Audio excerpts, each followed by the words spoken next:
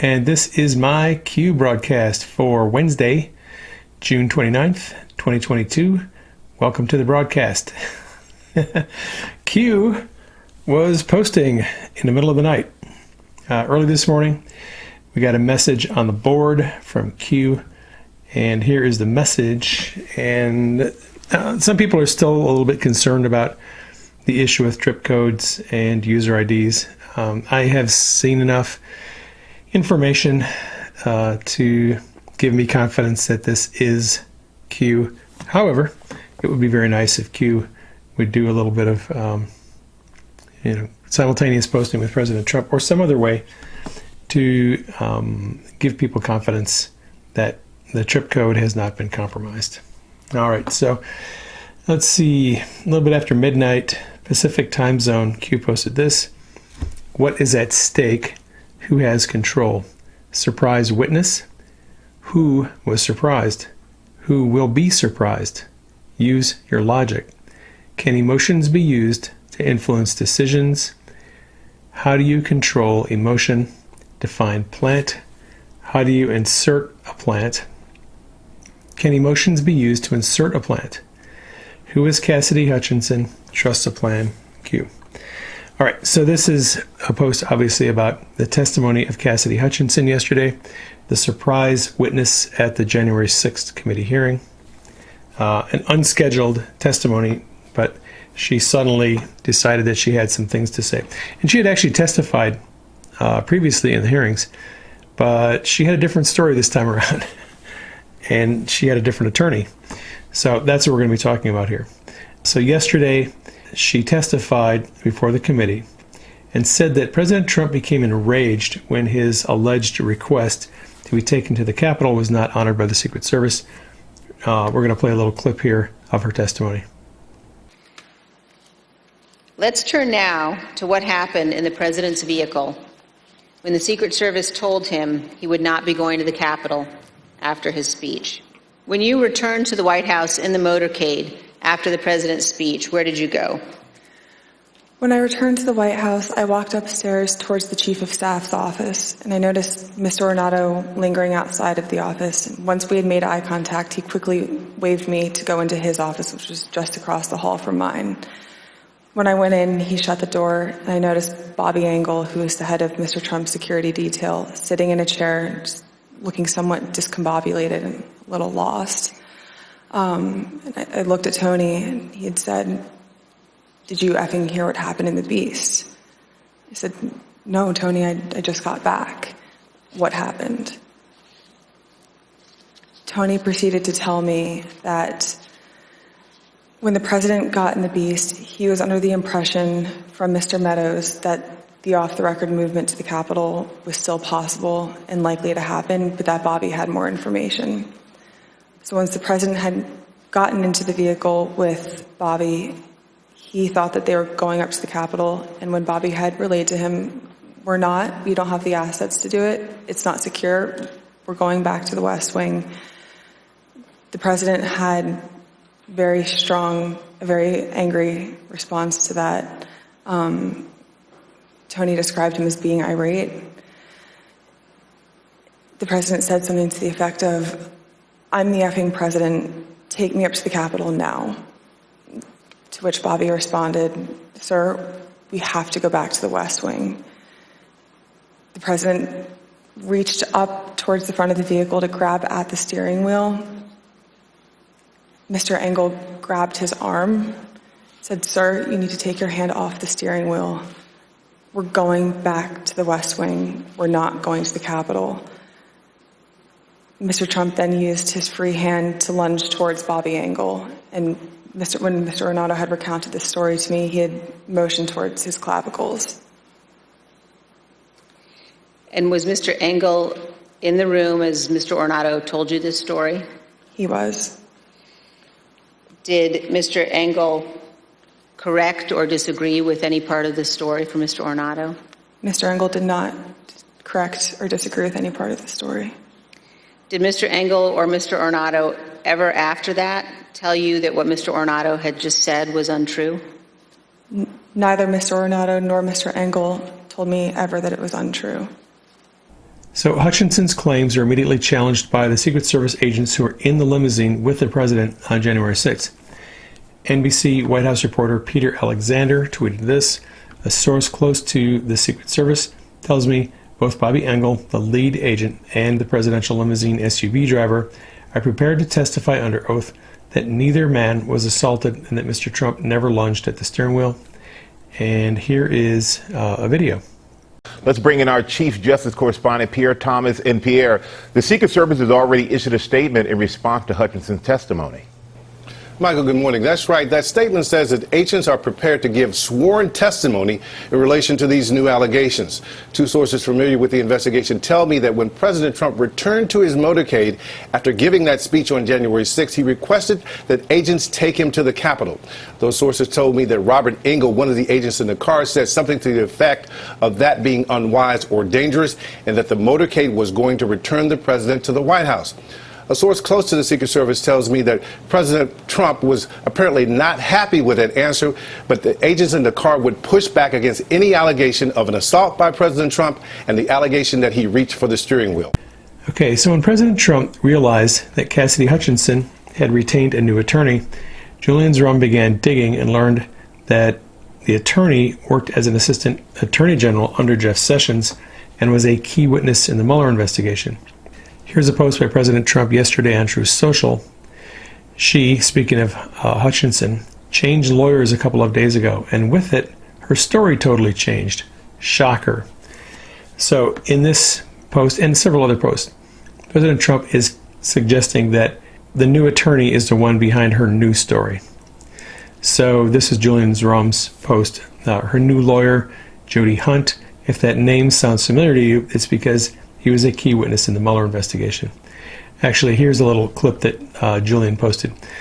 The new attorney for Cassidy Hutchinson, the former White House aide who testified Tuesday before the January 6th Select Committee about former President Donald Trump, has strong connections to Alabama and former Senator Jeff Sessions.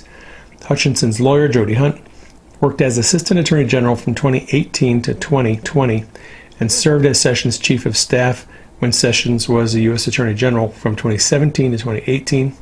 According to CNN, Hunt also was a key witness in the Mueller investigation into the Russia investigation that led to Trump's first impeachment. Hunt defended Sessions' recusal from the Russia investigation while Attorney General, a decision that, well, at least publicly, Trump was not happy with. And this was posted by Julian. Again, these posts were yesterday, prior to Q's post last night. So Cassidy Hutchinson's lawyer was formerly Sessions' chief of staff, who also acted as a key witness in Mueller's investigation. What is really going on here? Who is Hunt really working for? Is he just playing a role to bait Dems, or is he some kind of corrupt longtime leaker who's been allowed to operate in order to gather evidence on his interactions? It's actually a really good question. Who is Hunt really working for? Cassidy Hutchinson, I think, is just a small player in this thing. Someone like Hunt, higher up, an attorney who worked in the DOJ, is probably the one behind all of this. Is he a leaker who is running an operation to smear President Trump? Or is he potentially someone who's working with Trump's people, inserting bad information into the hearing? We don't know yet.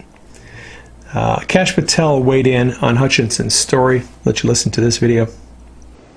I served with both Bobby and Tony. They are career civil service agents. They're former military. They embody what career government officials should be. I would take their word over any word of this junior staffer who is completely, I believe, lying to the January 6th committee for her own self-gain. Bobby and Tony acted appropriately every single time I traveled with the president, over 40 separate trips with those two individuals. I would love to hear them contradict this lie with the truth. But I'm a little different on this one. Bobby and Tony need to continue to serve America. We don't need to put them on full blast. If they're willing to come out and say that she lied, that should be good enough for both the American people in this committee, because they have more service to do than help politicize this kangaroo court. Another part of Hutchinson's testimony was challenged by an attorney who served in the White House under President Trump. There's a story here. Trump White House attorney disputes Cassidy Hutchinson's testimony about handwritten note. Former Trump White House lawyer Eric Hirschman is claiming that a handwritten note regarding a potential statement for then President Donald Trump to release during the January 6th attack on the Capitol was written by him during a meeting at the White House that afternoon, and not by White House aide Cassidy Hutchinson. Sources familiar with the matter tell ABC News. At Tuesday's January 6th committee hearing, Liz Cheney displayed a handwritten note that Hutchinson testified she wrote after Trump Chief of Staff Mark Meadows handed her a note card and pen to take his dictation. So there is more conflicting testimony. And to me, it seems pretty clear that Hutchinson is lying. The question is why. So Q asked, who is Cassidy Hutchinson? Here's a couple of excerpts from an article by the New York Post about her. She did an internship at the White House as an aide under President Trump. During the internship, she worked for the Office of Legislative Affairs before she assumed the role of special assistant to Trump and advisor to Mark Meadows. She also interned with Ted Cruz and Steve Scalise before she landed the White House gig. As an aide to Meadows, Hutchinson was said to be always by his side. When there were meetings, you'd expect to be principal level or very small, senior staff level. He would always insist that she was in the room, said Brendan Buck, an ex-aide to former House Speaker Paul Ryan. So again, like I said, I think that it's pretty obvious Hutchinson was lying, but why was she lying? Q wrote, what is at stake? What's at stake is whether or not President Trump is going to be able to come back to the White House. One of the main goals of the January 6th committee is to try to hang some kind of crime on Trump and smear him, making him ineligible to come back to the White House. Who has control? That is a good question. Q's reemergence on the board is a suggestion that there are patriots in positions of control, maybe not complete control, but I think Q is suggesting to us good people are in places of power and they have a degree of control and things are going in our direction. All right, so moving down, surprise witness. Who was surprised? Q is kind of suggesting that there's a surprise coming for the deep state. Who will be surprised? That's the question. Use logic. Can emotions be used to influence decisions? How do you control emotion? Define plant. How do you insert a plant? Can emotions be used to insert a plant? It's pretty obvious to me that the January 6th committee is a little desperate right now. They're desperate to come up with any kind of information they can find to smear President Trump. They're being run by their emotions. The emotion they're working with right now is desperation. Their emotions can be used against them to influence them, to take people like Hutchinson and bring them in and have them testify, and then have their testimony blown up within 24 hours. All right, so Q says, very last words down here, trust the plan. Apparently, there's a plan, and the plan is being rolled out. President Trump looks pretty cozy when you see him in interviews. He keeps telling us that he's not going to disclose what his plan is. People have suggested he might come back as the Speaker of the House in January. He has said, no, that's not the plan. He's got something up his sleeve. He's not going to tell us what it is. He just keeps telling us everyone's going to be very happy. So I am cozy, I'm comfy, and I think that there is a plan and it is being rolled out. Q implied that Hutchinson may have been inserted into the January 6th hearings to sabotage them. Did White Hats set up the Trump-hating January 6th committee by planting her and her new attorney into the hearing? It's possible. I'm kind of leaning in a different direction. After some reflection over the last year and a half, I've arrived at the view that much of what Q posted over the last 5 years has been disinformation, intended to keep the deep state looking in the wrong direction. Unfortunately, it's also faked out a lot of people like us who've been following Q. But it's all been done, I think, for a good purpose. So let me give you a couple of examples what I mean. In 2018, Q often told us that then Attorney General Jeff Sessions would drop the hammer on the deep state. Here's a post from January 21st, 2018. Will Sessions drop the hammer? 1 of 22. And then it goes on to talk about the memo, the Nunes memo. After Sessions resigned, Q often suggested that Bill Barr would be the one to drop the bomb on the D.C. swamp. We have this post, and this is actually a repost of something that I posted on Twitter Q suggested that somebody with 8 letters in their name was going to be a stealth bomber. Use a stealth bomber, and we have 1, 2, 3, 4, 5, 6, 7, 8 spaces. And I thought it might have been Whitaker. And Q let that go for a while, for quite a while, 6 or 7 months, and then came back and said, when does the B-2 drop the first bomb? Does Bill Barr fit into 8 spaces? Reconfigure graphic, knowledge is power, Q. So Q had us first looking at Sessions and then looking at Barr as the one who was going to drop the hammer on the swamp. But who was rarely mentioned in those early Q posts until it was too late to stop the investigation? That would be Durham. And I think that Q had us looking in all the wrong directions, and all the while Durham was very quietly doing his investigation. And I think we're going to see more indictments in the coming months. Some high-level indictments, actually. And I suspect the reason Q came back at this time is for a couple of purposes. Number one, I think that Q wants to be on the board posting when the indictments come, because we still have those placeholders that need to be filled in. And number two, Kash Patel said last week that he has been tasked by President Trump to go to the National Archives and help dig out some documents that have been declassified but hidden by the Biden administration. So if Kash Patel goes and starts digging up these documents and making them public, I think Q is going to help us make sense of them and highlight the ones that are the most relevant. Those are just, my thoughts on why Q is back at this time. But I could be wrong. Time will tell. That is all for today's update. Please keep me and Denise in prayer. Keep President Trump in prayer. Keep Q and the team in prayer. Keep the kids in prayer. Love you all. Take care. I will catch you on the next broadcast.